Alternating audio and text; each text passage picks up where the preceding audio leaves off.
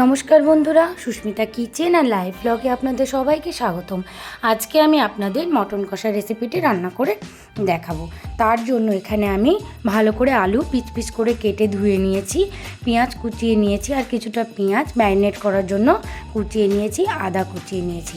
এখানে আমি একটা মশলা করে নেব, আদা রসুন লঙ্কা পেস্ট। এখানে আমি 700 গ্রাম মতো মটনটাকে ভালো করে ধুয়ে রেখে দিয়েছি। মাটনটা এবার ম্যারিনেট করে নেব। ফার্স্টে আমি দিয়ে দিলাম নুন, হলুদ, এরপর আমি দিয়ে দেব জিরার গুঁড়ো, এরপর আমি এর মধ্যে অ্যাড করব সামান্য পরিমাণে সর্ষের তেল। এগুলো দিয়ে আমি মাংসটাকে ম্যারিনেট করে কিছুক্ষণের জন্য রেখে দেবো। এরপর আমি কিছুটা কুচিয়ে পেঁয়াজ নিয়ে নিয়েছিলাম, যেটা মাংসে ম্যারিনেট করতে লাগবে। তো আমি কুচানো পেঁয়াজটা দিয়ে দিলাম, আর আমি একটা মশলার পেস্ট করে নিয়েছিলাম, সেটা দিয়ে দিলাম। তেল গরম হয়ে এলে এরপর আলুগুলোকে লাল লাল করে ভেজে নেব। মাংসটাকে ম্যারিনেট করে কিছুক্ষণের জন্য রেখে দিয়েছি, আর এদিকে আমি আলুগুলোকে লাল লাল করে ভেজে তুলে নেব। তো সামান্য একটু নুন আর হলুদ দিয়ে মাংসর আলুগুলোকে ভালো করে ভেজে নেব, যাতে আলু দেওয়ার সঙ্গে সঙ্গে তেলগুলো না ছিটকোয়। তো আলুগুলোকে লাল লাল করে ভেজে নেব। আলুগুলোকে লাল লাল করে ভেজে নেব। তো আলু লাল লাল করে ভাজা হয়ে এসেছে। এবার আমি একটা পাত্রে আলু তুলে রেখে দেব। ওই তেলের মধ্যেই আমি দুটো শুকনো লঙ্কা ফোড়ন দিয়ে যে কিছুটা পেঁয়াজ কুচিয়ে রেখেছিলাম, সেই কিছুটা পেঁয়াজ আমি তেলের ওপর দিয়ে দেব। পেঁয়াজগুলো দিয়ে লাল লাল করে ভেজে নেব পেঁয়াজগুলো। আমার রান্নার ভিডিওটা আপনারা সম্পূর্ণ দেখুন। যদি ভালো লাগে একটা কমেন্ট করতে অবশ্যই ভুলবেন না, আর বাড়িতে কিন্তু অবশ্যই ট্রাই করবেন। পেঁয়াজগুলোকে হালকাভাবে লাল লাল করে ভেজে নেব।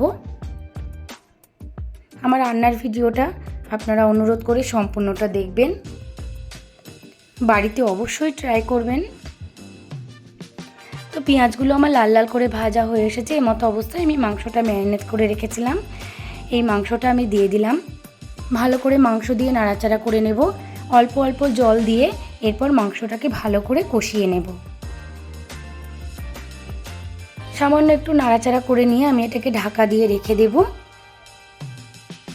10 মিনিট মতো ঢাকা দিয়ে রাখার পরে এর মধ্যে থেকে যে জলটা বেরিয়েছে, এই যে সেই জলটা এবার আমি কি করব, আস্তে আস্তে এটাকে ভালো করে কষিয়ে নেব। গ্যাস কমিয়ে কমিয়ে একদম গ্যাসটাকে কম করে রেখে আমি মাংসটাকে ভালো করে কষিয়ে নেব। যতক্ষণ না মশলা দিয়ে তেল ছেড়ে যাচ্ছে ততক্ষণ পর্যন্ত আমি মাংসটাকে কষাতে থাকবো।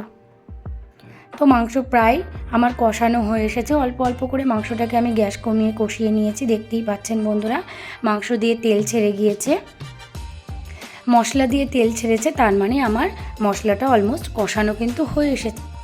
এরপর আরও 5 মিনিট ভালো করে নাড়াচাড়া করে নেব। তো আমি মাংসটা যেহেতু প্রেসারে দেব, তো বাড়িতে আপনাদের যদি কোনো গেস্ট আসে তাড়াতাড়ি করে মাংস রান্না করার জন্য আপনারা প্রেসারে এইভাবে দিয়ে দিতে পারেন। প্রেসারে জল দিয়ে দিয়েছি, জলটা গরম হয়ে এলে মাংসটা দিয়ে দেব। এই যে জল গরম হয়ে এসেছে, এর মতো অবস্থায় মাংসটা দিয়ে আমি প্রেসার বন্ধ করে দেব, দিয়ে 5 থেকে 6টা সিটি মেরে নেব। তো মাংস রান্না অলমোস্ট আমার কমপ্লিট। বন্ধুরা, আমার রান্নার পদ্ধতি যদি ভালো লাগে একটা লাইক আর কমেন্ট করতে ভুলবেন না। আমার চ্যানেলটি সাবস্ক্রাইব করার একান্তই অনুরোধ রইল আপনাদের কাছে, আর পাশে থাকা আইকন বেলটি প্রেস করতে একদম ভুলবেন না। আজকের মতো এই পর্যন্তই বন্ধুরা, নমস্কার, ভালো থাকবেন। খুব তাড়াতাড়ি আবার একটি নতুন ভিডিও নিয়ে হাজির হয়ে যাবে।